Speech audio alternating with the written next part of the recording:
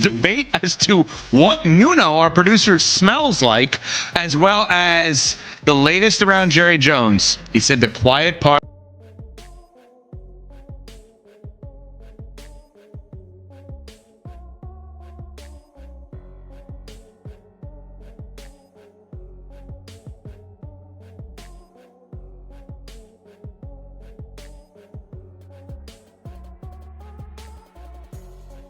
By far, the most talked about team this offseason, not named the Dallas Cowboys, of course. Would you agree with that? Yes. I think Shador has been talked about more than the Browns specifically. But the Shador drama literally just started right after the draft. So Right. you're talking about late April, early May. Right. We've been talking about the Steelers quarterback woes for... Since the end of the season. Exactly. So the Steelers offseason conversation has included names. Jerry's going to love this. Jerry Jones. Look at the protagonists and antagonists you have in this drama. Russell Wilson, Justin Fields, Mike Tomlin, Aaron Rodgers, Matthew Stafford. Because we talked about the idea of would they be in on the trade for him? Shador Sanders. You were adamant, especially as the draft went on. What are you doing? Take this young man. Mike Tomlin, right? TJ Watt. Now Cam Hayward. That's 9 different. Jalen Ramsey. 10 different protagonists or antagonists within the Steelers drama this offseason.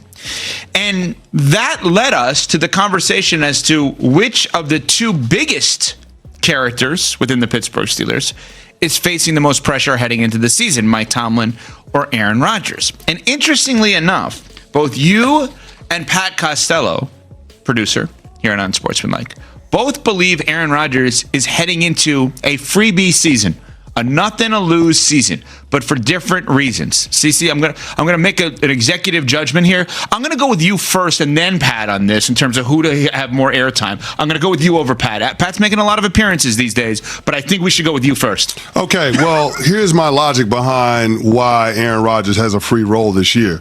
Because if Aaron Rodgers plays poorly, then Mike Tomlin was complicit in the organization developing a quarterback plan this offseason to prioritize Aaron Rodgers.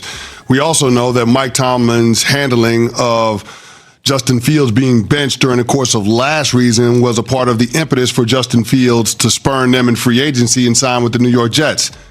Mike Tomlin decided to make that decision for Russell Wilson, who lost 5 straight games to end their 2024 campaign, including getting waxed by a division rival in the Baltimore Ravens. So when it comes to the quarterback position in Pittsburgh, Mike Tomlin's fingerprints are all over it. So if Aaron Rodgers plays poorly, yeah, Aaron Rodgers is going to get some fault, but the lion's share of the blame will go to the guy that was buying the groceries, and that was Mike Tomlin. Follow up on this.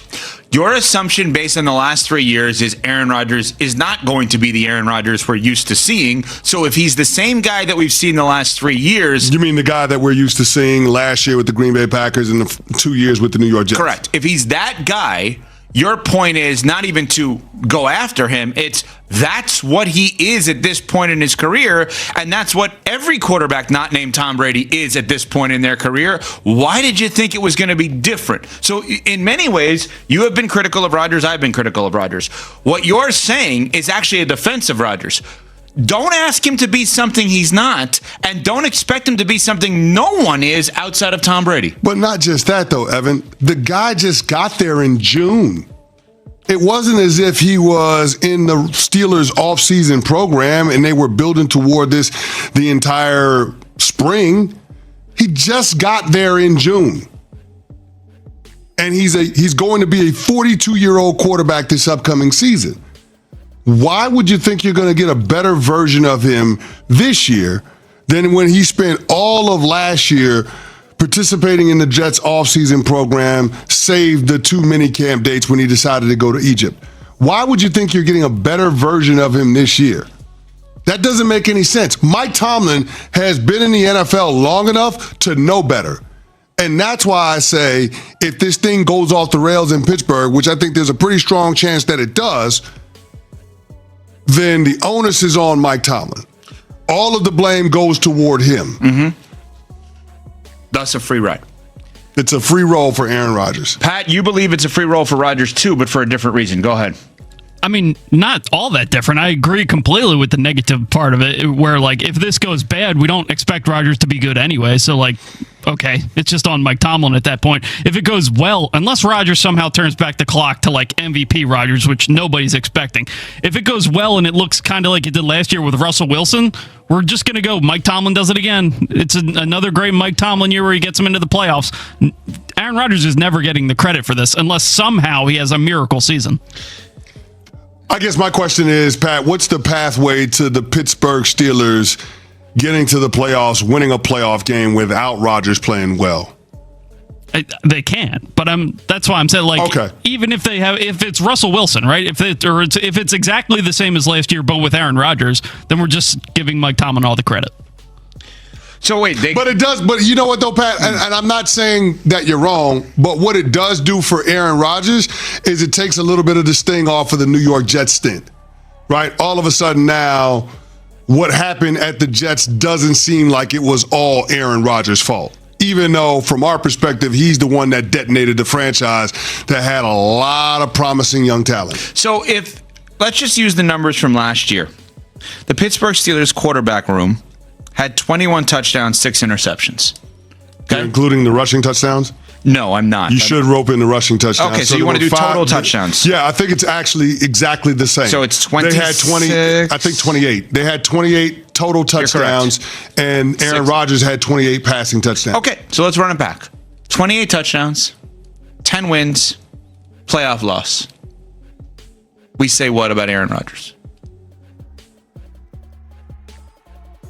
Well, I think we say that he's a first ballot Hall of Famer. That's definitive.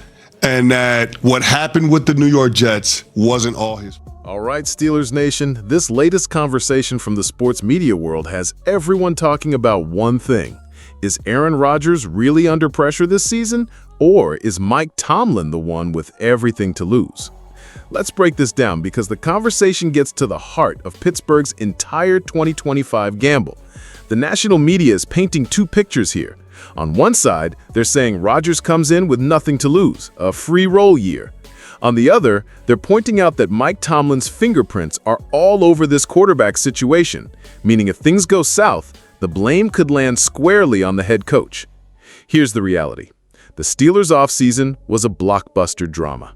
The quarterback conversation alone could have filled an entire season of Hard Knocks.